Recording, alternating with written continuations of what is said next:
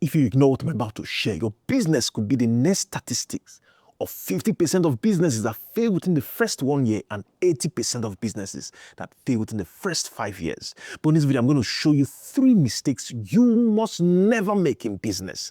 Don't go anywhere. Hi, I'm Emeka Osai of Glentop Strategy, and my job is to arm you with strategic insights that will position you in your business to win for a long time.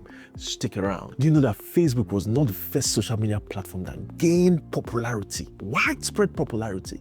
There were 2 others that were very popular, gained millions of users. One of them is Friendster, another one is MySpace. They were very popular. They looked like they were going to be successful, but they made 3 blunders, mistakes that Facebook had to learn from.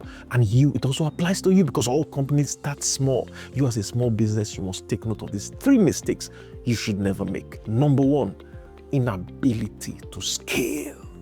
So you have a business that you have been able to prove demand, but then you were not strategic enough to build the capacity to meet massive demand. Sometimes you could be so fortunate to bring forth a product or service that users or customers love so much, they are so much interested in it. So demand starts coming in, but your capacity was not there to meet that demand. It's really for technological companies like Friendster, including MySpace, that technology could not carry the millions of users that they had, especially Friendster. Their sites were crashing. Sometimes it took like 30 to 40 seconds for the profile to load, just to load a profile. You want to click someone's profile to look at 30. Do you know what that means? 40 seconds, 1, 2, 3, like that. And people were frustrated and they started leaving. Are you getting it now? Friendster failed, especially in that aspect. MySpace also failed in that aspect, but Friendster especially, that was their major flaw. The second mistake I'm going to tell you about is you prioritizing revenue over your users. Money, profitability. You want to make money so much. You're so focused on revenue rather than thinking of how you're going to improve very fast, especially in a new industry or in a new market, in a new niche. You should be thinking of how to grow the market, how to innovate and grow your product and satisfy customers.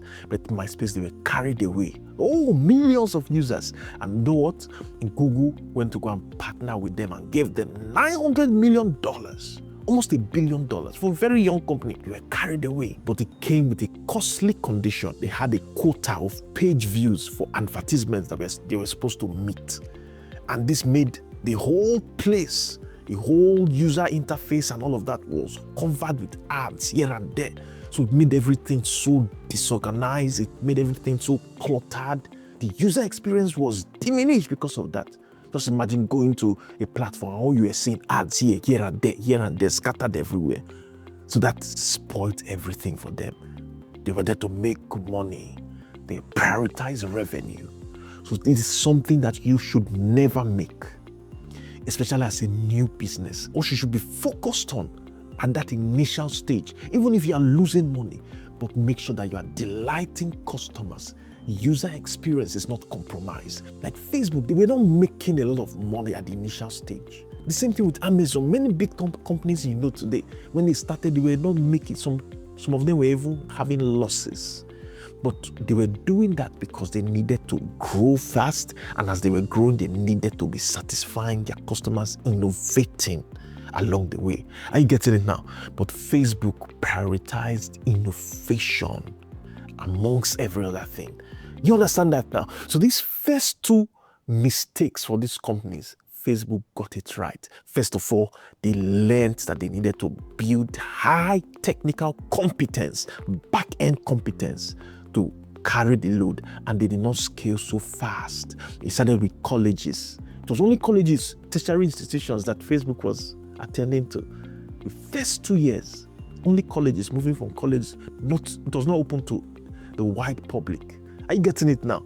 So but those periods they were used to build capacity before they opened up to everybody, to the world. Then the third one is that these 2 other companies, they failed miserably when it came to management. They had very poor management. They had poor managers, people who lacked conviction, involved in corporate politics, no vision, nothing, no passion for the job.